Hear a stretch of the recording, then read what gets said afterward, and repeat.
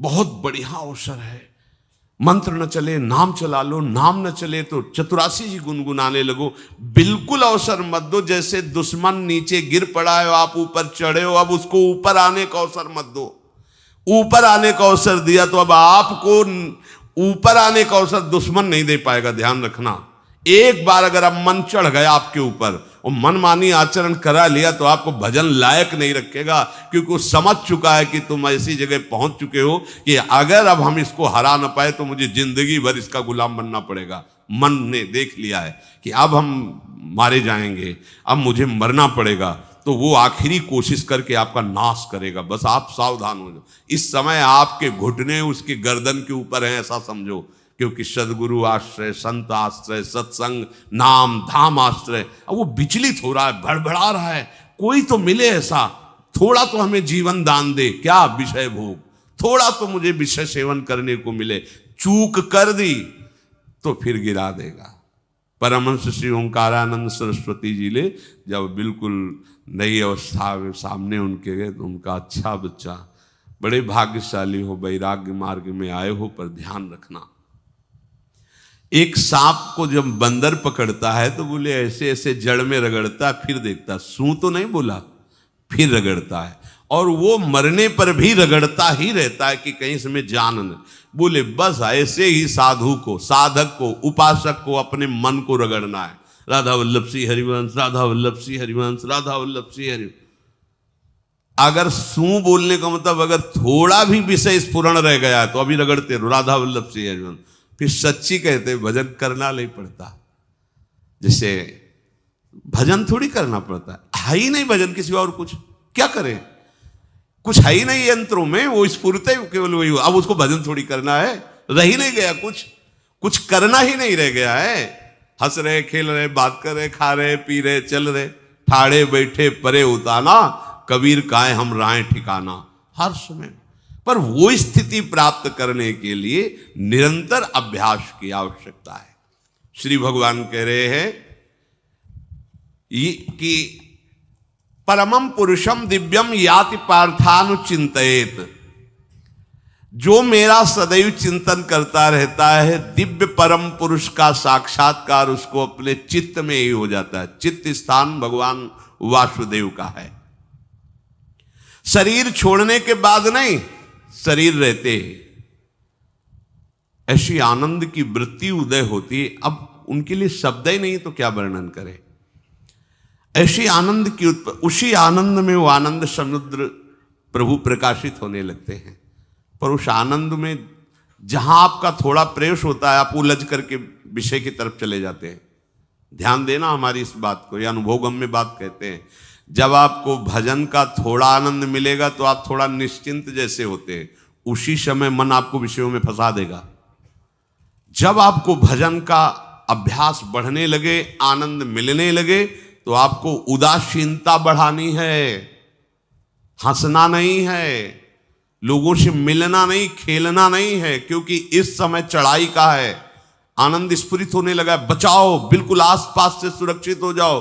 वो आनंद ही आपको ऊपर ऐसी स्थिति में ला देगा जहां ये विषय नहीं ले जाएंगे। भगवान कह रहे परमम पुरुषम दिव्यम याति पार्थानुचिंतयन्, जो निरंतर अभ्यास चिंतन का करता है उससे चित्त में ही भगवत साक्षात्कार हो जाता है।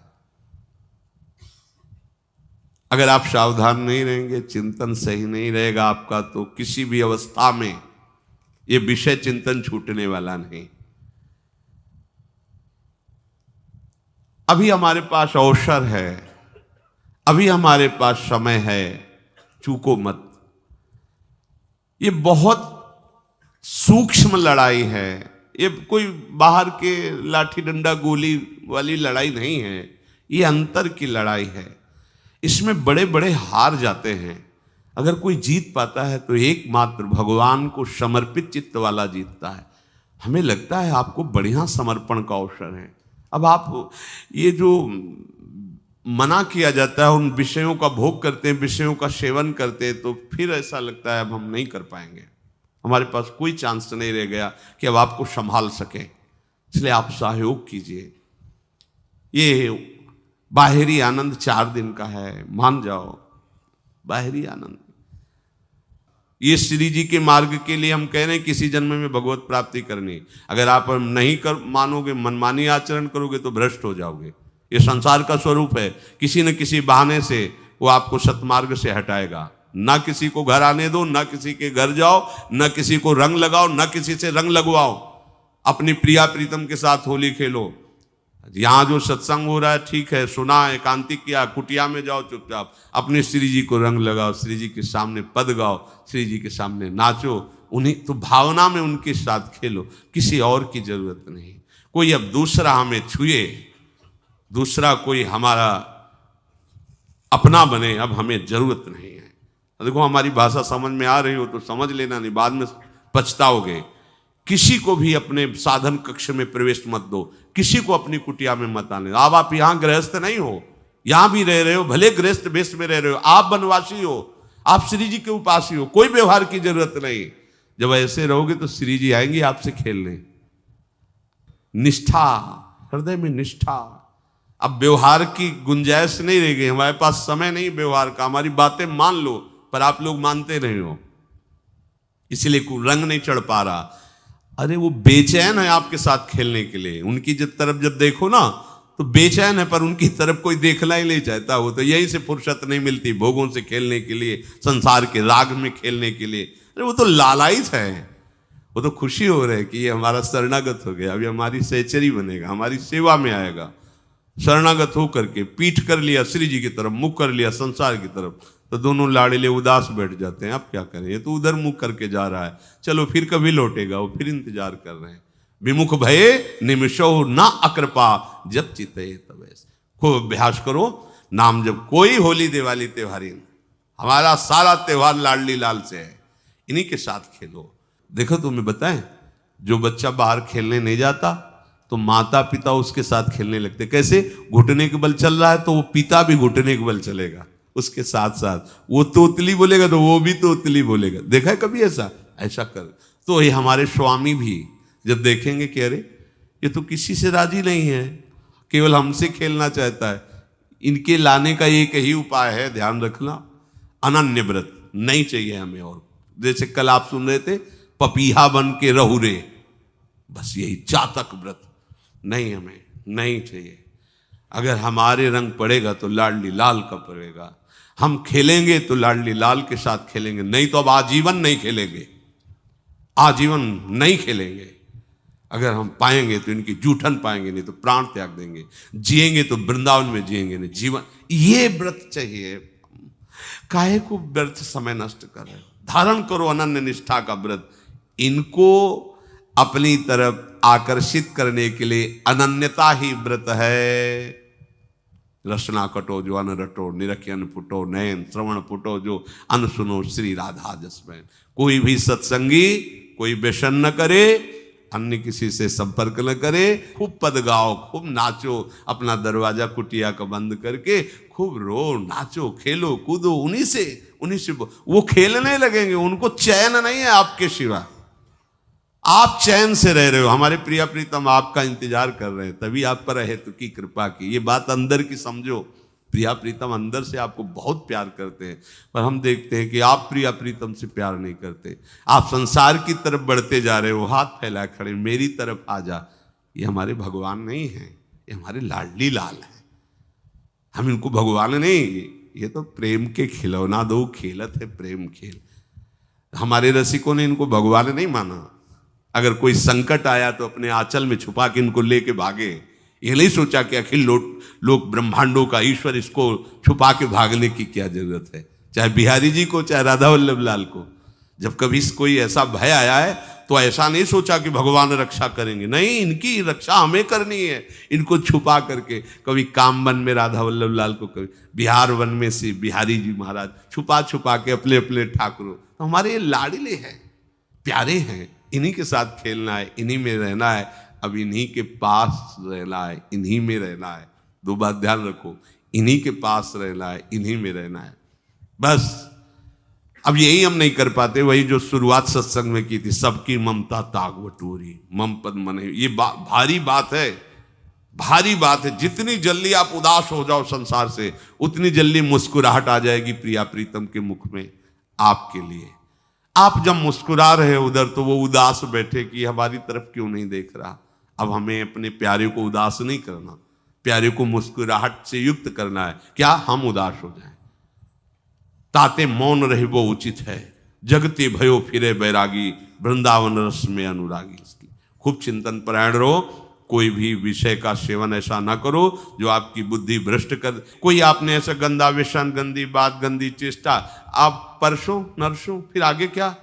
आपका जो साधन मार्ग वो ढक जाएगा, फिर प्रमाद छा जाएगा। हमें किसी भी उत्सव में, किसी भी उत्साह में अपनी प्यारी जू की अनन्यता और सिद्धांत को नहीं छोड़ना, अपने मार्ग में चल।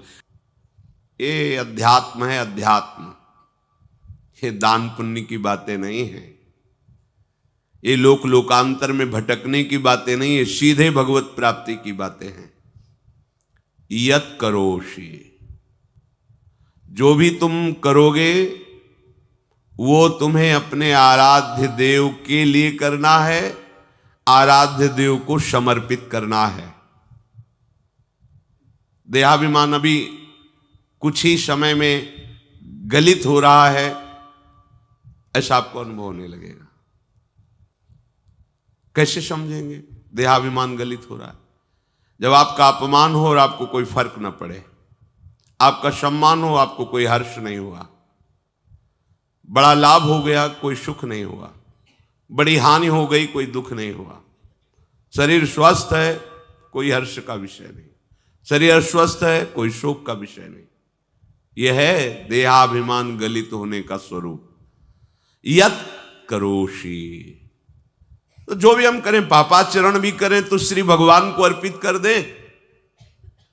बोले नहीं, तस्मात् शास्त्रम प्रमाणम ते कार्याकार्यो व्यवस्थितो, जो तुम्हें करना है उसमें प्रमाणित कार्य करने हैं शास्त्र के अनुसार। यत करोषि, अब जो भी करोगे शास्त्र सम्मत करोगे और प्रभु को समर्पित करोगे, देहाभिमान बहुत जल्दी गलित हो जाएगा।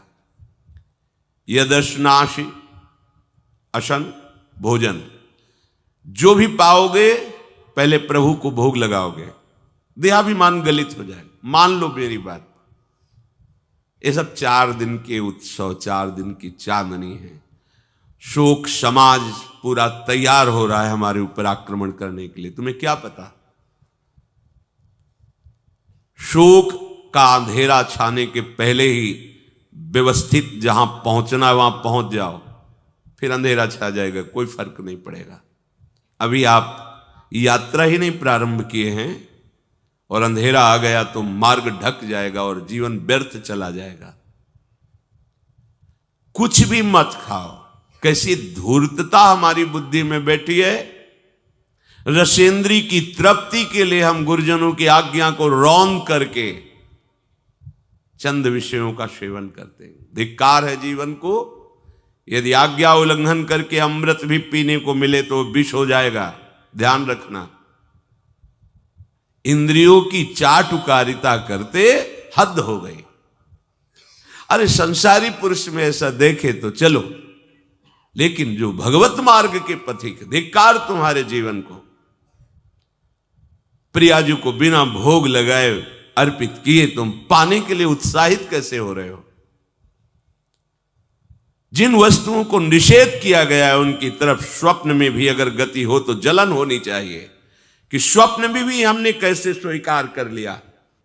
कभी कभी ऐसा लगता है कि भगवत प्राप्ति बहुत कठिन है, ये समझने वाले नहीं। मेढक को तौलने का अगर हमें आदेश मिले तो तौलना बहुत कठिन है। 5 रखो, 2 उधर चिटक के चले गए, उनको घसीटो तो 3 पहले वाले फिर उतर के चले, ऐसे है। सावधान हो जाओ। ये आज्ञा का उल्लंघन तुम्हारे लिए नारकी गति का काम करेगा। अगर आज्ञा है कि अमृत नहीं पीना तो मत पीना, नहीं वो विष हो जाएगा। और अगर आज्ञा है विष पी लीजिए तो गरल सुधा रिपु करहि मिताई, गोपद सिंधु अनल शीतलाई, वो विष अमृत हो जाएगा। तुम्हारा शत्रु तुम्हारा मित्र हो जाएगा। ये भव समुद्र गाय के खुर के गड्ढे के समान हो जाएगा। आज्ञा पालन बहुत बड़ी सिद्धि है। ये मूढ़ता का त्याग कीजिए। आप जानते हो, जानते नहीं है? नहीं, तुम नहीं जानते हो, तुम्हें वो जान रहे हैं। अगर तुम अपना आनंद चाहते हो, सुख चाहते हो, तो आज्ञा पालन करो। इसी से देहाभिमान गलित होगा। तुम्हारी एक एक वृत्ति उस सर्वात्मा प्रभु बैठे देख रहा है, और उन्हीं के रिझाने के लिए तो तुम्हें मानव देह मिली, भगवत मार्ग मिला। ये ध्यान रखो, एक बार भी बिना भोग अर्पित किए हुए जो पाओगे वही तुम्हारी बुद्धि भ्रष्ट कर देगा। देख लो आंख खोल के कैसे बुद्धि भ्रष्ट होती है। वो अपने आराध्य देव इष्ट देव की ही निंदा करने लगता है, आराध्य देव इष्ट देव के विपरीत चलने लगता है। ये बुद्धि गिरी मतलब सर्वनाश। जो शास्त्र में कहा गया है, कामः संजायते क्रोधा क्रोधा स्मृति विभ्रमा स्मृति भ्रंशात् बुद्धिनाशो, बुद्धिनाश को ही कहा गया प्रणश्यति, नष्ट हो गया, वो किसी काम का नहीं। यत करोषि, जो भी कर रहे हो वो प्रभु के लिए हो और प्रभु को अर्पित करो। यदश्नाश, जो भी असन भोजन करते हो, जो भी तुम्हारी जिह्वा में जाए, अगर तुम इसी जन्म में भगवत प्राप्ति करना चाहते हो तो बिना भोग लगाए मत पाना, मान लीजिए। फिर कह रहे यज्जुहोषि, जो भी तुम, हवन का तात्पर्य होता है भागवतिक कार्य करते हो, वो प्रभु को अर्पित कर दो, बड़ा सुख मिलेगा। जो तुम ददाशी, किसी को भी कुछ भी देते हो, प्रभु को दे दीजिए। देने के पहले उसमें भाव कीजिए, राधा वल्लभ लाल इसके हृदय मंदिर में बैठे हैं। अब भोजन जल वस्त्र जो भी आपको उसको दिया तो उस व्यक्ति को नहीं दिया, सीधे ठाकुर जी को दिया, राधा वल्लभ लाल को दिया। यत तपस्यासी, जो भी तुम तपस्या कर रहे हो, काम वेग को सह रहे हो, क्रोध को सह रहे हो, गर्मी सर्दी सह रहे हो, अनुकूलता प्रतिकूलता सह रहे हो, ये भी प्रभु को अर्पित कर दो। भगवान आदेश कह रहे हैं तत्कुरुष्व मदर्पणम, ये सब मेरे को अर्पित करने का मतलब मेरी पूर्ति नहीं हो जाएगी, तेरी पूर्ति हो जाएगी। भला ये सब नदियां समुद्र में गिरना बंद कर दें तो समुद्र घट जाएगा क्या? यद्यप समुद्र प्राकृतिक है, चिदानंद नहीं, भगवान तो चिदानंद समुद्र है। कोई भी नदी चाहे बाढ़ युक्त जाके गिरे या गिरना बंद कर, समुद्र में कोई फर्क नहीं पड़ता। इसीलिए सेवक जी ने कहा है, मांगो मन मनुष्य दासी अपनी कर, पूर्ण काम सदा हृदयम। हे पूर्ण काम प्रभु, यद्यपि आपको मेरी जरूरत नहीं है, पर मैं अपने लिए मांग रहा हूं कि अपनी दासी बना लीजिए। मद भक्तो मईश्वरे सर्वज्ञे परम गुरु वासुदेवे समर्पित सर्वात्म भावः, यत् पश्यति शृणोति स्पृशति वा सर्वमेव भगवान वासुदेवः, इत्येवं गृहाविष्ट बुद्धिर मद भक्तः सन एतत् यथोक्तम सम्यक दर्शनम विज्ञाय मद भावाय मम भावो मद भावः परमात्म भावस्तस्मै परमात्म भावो योपपद्यते युज्यते घटते मोक्षम गच्छति। वेद कहता है, भगवान की वाणी, मद भक्तो, जो मेरा भक्त हो गया है। अभी हम देह भक्त हैं, भोगों के भक्त हैं, विषयों के भक्त हैं, काम क्रोध लोभ मोह जब जो चाहता है हमें परास्त कर देता है। लेकिन जो मद भक्त हो गया उसको नहीं। बाहरी वेश परिवर्तन से मद भक्तो नहीं होता। कभी कभी हंसी आती है कि अमृत कुंड को छोड़ करके मल कुंड का स्वाद लेने के लिए कितना लालायित है जीव। कैसी मंद बुद्धि, मतलब एकदम लगता है कि वाह प्रभु आपकी है विचित्र माया है। ये इधर कूदे तो अमृत कुंड है, इधर कूद रहा है मल कुंड है। वो जानबूझ करके अमृत को त्याग करके मलकुंड में जा रहा है। जहां हमारी प्यारी जी और प्यारे जी की ऐसी सुख वृत्ति है, वेणु कानन कुणित श्रवण सुंदर सुनत मुक्ति सम सकल सुख पाए पग पेलिरी। मोक्ष सुख को भी लात मार करके जिस सुख में बढ़ाए, कैसा कैसा तुम्हारा आश्रय है। हमारे युगल सरकार का ऐसा सुख है कि मोक्ष सुख थूक देने योग्य हो जाता है, और आप युगल सरकार को एक तुच्छ विषय के लिए छोड़ देते। कैसे भक्त हो तुम, कैसे हो तुम? खुद प्रश्न करके देखो। कभी तुम्हें अपने ऊपर धिक्कार नहीं आता? अपने को बहुत चतुर समझते हो, अपने को बहुत प्रवीण समझते हो कि कोई नहीं जानता हम क्या खाते हैं, कोई नहीं जानता हम कहां जाते हैं, कोई नहीं जानता हम कैसे खिलाड़ी हैं कि खेल रहे। अरे पागल, तू कैसा खेल रहा है। ये जगन नाटक वैभवा, वो बैठे हुए डायरेक्टर सब कुछ देख रहा है और तुम्हारी कहानी लिख रहा है। बहुत होश में हो जाओ, हर समय तुम दृष्टि में हो, ऐसा मत समझो। मद भक्तो मईश्वरे सर्वज्ञ, समझ मैं सर्वज्ञ हूं, मैं सब कुछ देख रहा हूं। परम गुरु, मैं गुरुओं का भी गुरु, परम गुरु हूं। भगवान बोल रहे वो है, वही परम गुरु है, क्योंकि गुरु शब्द ही उन्हीं के आगे है, दूसरा कोई नहीं, कोई है ही नहीं दूसरा, दूसरो न कोई, वही परम गुरु है, क्योंकि उनके सिवा कोई है नहीं, वही है परम गुरु। बड़े करुणा में है। अगर ये सोचा जाए कि भगवान की वाणी और गुरु की वाणी अलग है तो भ्रम है आपको। भगवान की वाणी गूंज रही है, पकड़ो, आपको लगेगा बातें कर रहे हो, कहां गूंज रही है? अभी ट्रांजिस्टर लाइए, लखनऊ लगाइए, अभी बोलने लगेगा, तो वाणी गूंज रही ना लखनऊ की।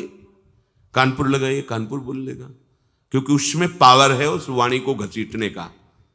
एक यंत्र जैसा तुम्हारे अंदर तो पावर नहीं है, तुम अपने को बहुत पावरशील समझते हो। एक इतना बड़ा ट्रांजिस्टर लाइए, उसे आप अभी लगाइए बंबई, वो अगर स्टेशन आ रहा पकड़ में तो बोलने लगेगा कि बंबई की आकाशवाणी से बोल रहा हूं, आकाशवाणी पकड़ रहा है वो। तुम्हारे अंदर कितनी सामर्थ्य है, तुम गुरुवाणी सामने से नहीं पकड़ पा रहे हो, आकाशवाणी क्या पकड़ोगे? बहुत ज्ञानी, बहुत विज्ञानी, वो एक यंत्र पकड़ रहा है लोक के स्टेशनों को। अगर तुम मंत्र पकड़ लो तो तुम भगवान की वाणी ऐसे सुनोगे, ऐसे देखोगे, कहीं दूर थोड़ी है, सामने नृत्य करते रहते हैं। नेत्र खुलें थोड़ा, पावर आप में है, जो मंत्र मिला है वो यंत्र पकड़ता है स्टेशन, पावर तुम्हारा सीधे पावर हाउस को पकड़ेगा। अखिल ब्रह्मांडों का पावर वासुदेवा समर्पित सर्वात्म भावः, तो यत् पश्यति यत् शृणोति स्पृशति, वो भगवान का स्पर्श करेगा, भगवान की वाणी सुनेगा, भगवान को ही देखेगा। कौन? जो मद भक्ता है। तो आप लोग बड़े कृपा पात्र हैं, भगवत मार्ग के पथिक बन गए। कहां फंसे हो यार, कहां? बड़ी हंसी आती है।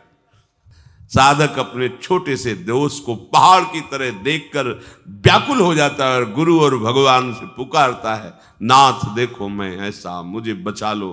प्रभु अभी तक समर्पण नहीं हो पाया, उसे अपने में फुर्सत नहीं। जो मेरा हो जाता है वो निरंतर मेरा चिंतन करता है, इसलिए मैं उसको सुनाई देता हूं।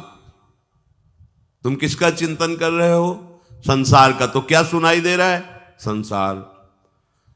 तुम किसको देखना चाहते हो? संसार को। तो क्या दिखाई दे रहा है? स्त्री पुरुष दोष गुण। भगवान कह रहे मद भक्तो, जो मेरा भक्त है वो यत् पश्यति शृणोति स्पृशति। प्रभु स्पर्श में आते, केवल देखने में ही नहीं आते। क्या भगवान को ध्यान में देख लिया? ऐसा नहीं। जैसे आप गले लगते ऐसे प्रभु